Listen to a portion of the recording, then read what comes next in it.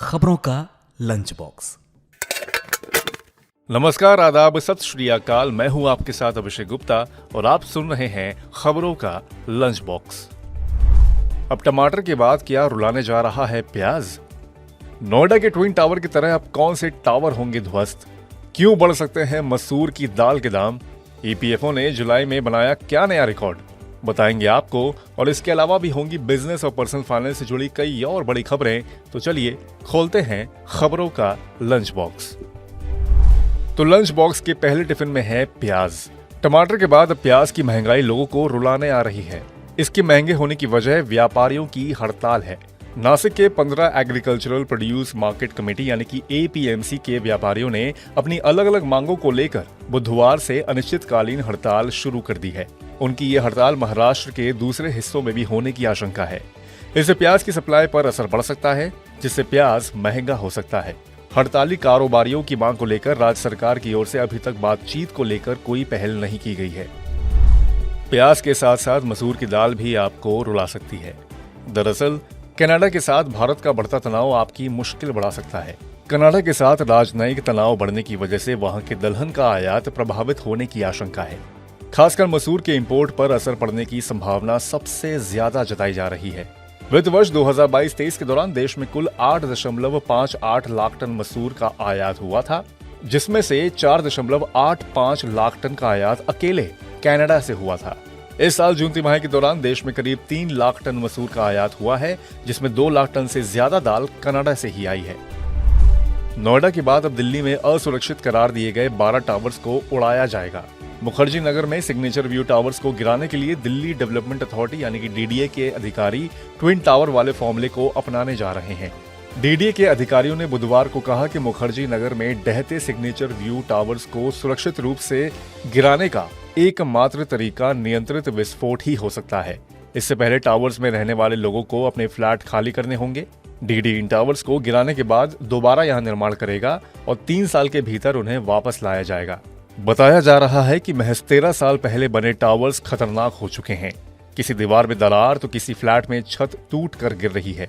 नवंबर 2022 में आईआईटी दिल्ली के विशेषज्ञों ने इसकी जांच की और रिपोर्ट में बताया कि अपार्टमेंट अब रहने लायक नहीं है। वहीं अगला टिफिन खोले तो उसमें से निकल कर आती है जॉब से जुड़ी खबर। भारत में बेरोजगारी से जुड़ा हैरान कर देने वाला आंकड़ा सामने आया है। स्टेट ऑफ वर्किंग इंडिया 2023 की रिपोर्ट में बताया गया है कि भारत में ग्रेजुएट लेवल पर बेरोजगारी की दर 15% से ऊपर बनी हुई है। वहीं 25 साल से कम उम्र वाले ग्रेजुएट्स के लिए तो आंकड़े और भी ज्यादा हैरान कर देने वाले हैं। 25 साल से कम उम्र वाले ग्रेजुएट्स के लिए बेरोजगारी दर 42% तक पहुंच गई है। रिपोर्ट के मुताबिक हायर एजुकेशन हासिल करने वालों के बीच भी बेरोजगारी दर में बड़ा अंतर है।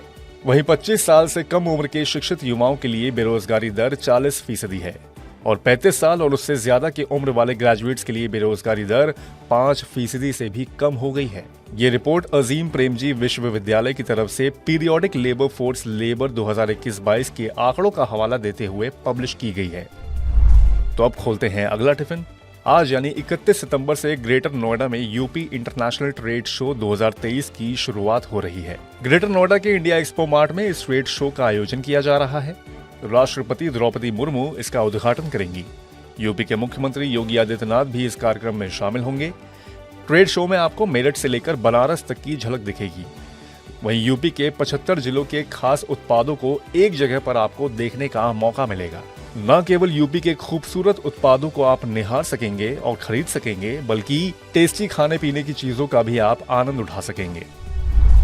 अब अगले टिफिन में है ईपीएफओ से जुड़ी खबर। एम्प्लॉय प्रोविडेंट फंड ऑर्गेनाइजेशन यानी कि ईपीएफओ के प्रोविजनल डेटा के मुताबिक ईपीएफ ने जुलाई में रिकॉर्ड 18.75 लाख सदस्य अपने साथ जोड़े हैं।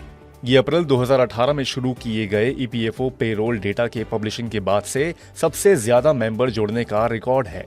सितंबर 2017 से इस पेरोल डेटा को पब्लिश किया जा रहा है और ये सिलसिला लगातार 3 महीनों से जारी है। और लंच बॉक्स के आखिरी टिफिन में है घर खरीदारों से जुड़ी बढ़िया खबर। दिल्ली में घर बसाने का सपना देखने वालों को फिर से एक बड़ा मौका मिलने जा रहा है। दिल्ली विकास प्राधिकरण यानी कि डीडीए दिवाली से पहले एक हाउसिंग स्कीम शुरू करने की योजना बना रहा है, जिसमें 3000 फ्लैट्स ऑफर किए जाएंगे। खास बात यह है कि इन प्रॉपर्टीज में फ्लैट्स के अलावा पेंट हाउस भी शामिल हैं। मीडिया रिपोर्ट्स में बताया गया है कि इन प्रॉपर्टीज में सुपर HIG, MIG और आर्थिक रूप से कमजोर वर्ग यानी कि EWS के फ्लैट शामिल हैं और ये फ्लैट दिल्ली के अलग अलग इलाकों में स्थित होंगे और इनमें से कुछ एरियाज बेहद पॉश हैं। तो इसी के साथ बंद करते हैं खबरों के लंच बॉक्स को। उम्मीद है कि इसमें पेश की गई खबरें आपको पसंद आई होंगी। अगर ऐसा है तो हमें कमेंट करके जरूर बताएं। बाकी ऐसी ही बिजनेस और पर्सनल फाइनेंस से जुड़ी खबरों के लिए सुनते रहिए रेडियो मनी 9 और डाउनलोड कर लीजिए हमारे मनी 9 ऐप को। मैं हूं आपके साथ अभिषेक गुप्ता। अभी लेता हूं विदा। धन्यवाद। खबरों का लंच बॉक्स।